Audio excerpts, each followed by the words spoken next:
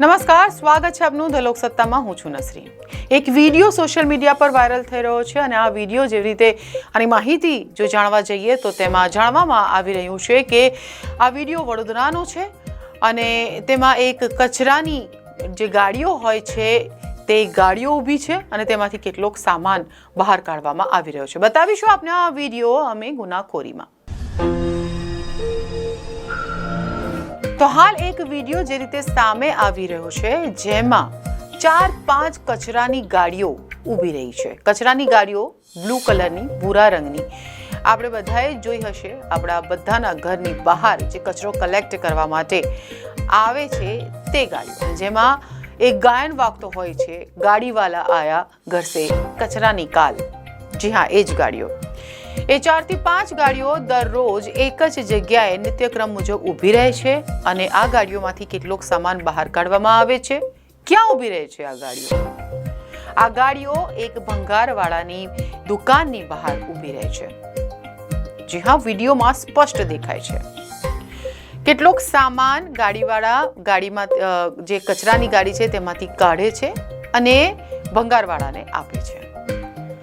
હવે આ જે વિડીયોમાં સ્પષ્ટ દેખાઈ રહ્યું છે, અહીંયા સવાલો થાય છે। સવાલ નંબર 1 કે કચરાની ગાડીઓ રોજે રોજ અહીંયા કેમ હાજરી પુરાવે છે? કેમ આજ ભંગારવાળાની દુકાન બહાર કચરાની ગાડીઓ લાઈન લગાવીને ઊભી રહે છે? બીજો સવાલ કે કચરાની ગાડીઓમાંથી કયો માલ સામાન બહાર લાવવામાં આવે છે, બહાર કાઢવામાં આવે છે અને ત્યારબાદ તેને ભંગારવાળાને આપવામાં આવે છે? અને ત્રીજો સવાલ કે આ કચરાની ગાડીની આડમાં શું કોઈ બીજો ધંધો ચાલી રહ્યો છે? અને ચાલી રહ્યો છે તો કયો ધંધો ચાલી રહ્યો છે? કયો સામાન આ ભંગારવાળાને ત્યાં આપવામાં આવે છે?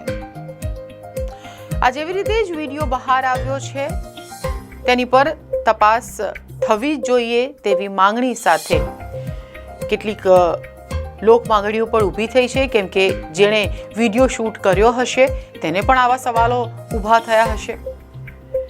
તો અમે આપને ધ લોકસત્તાના માધ્યમથી આપને પણ બતાવી રહ્યા છે કે કેવા કેવા ધંધાઓ આ કચરાની ગાડીમાંથી પણ થતા હોય છે। કેટલોક એવો સામાન હશે કે જે વેચવા લાયક હશે, તેને અલગ રાખીને તેને વેચવામાં આવતો હશે। હવે આ તો તપાસનો વિષય છે। જ્યારે તપાસ થશે ત્યારે સત્ય હકીકત બહાર આવશે, પરંતુ ઘણા બધા સવાલ આ દ્રશ્યોથી થઈ રહ્યા છે। મળીશું ફરીવાર, રજા આપશો। નમસ્કાર।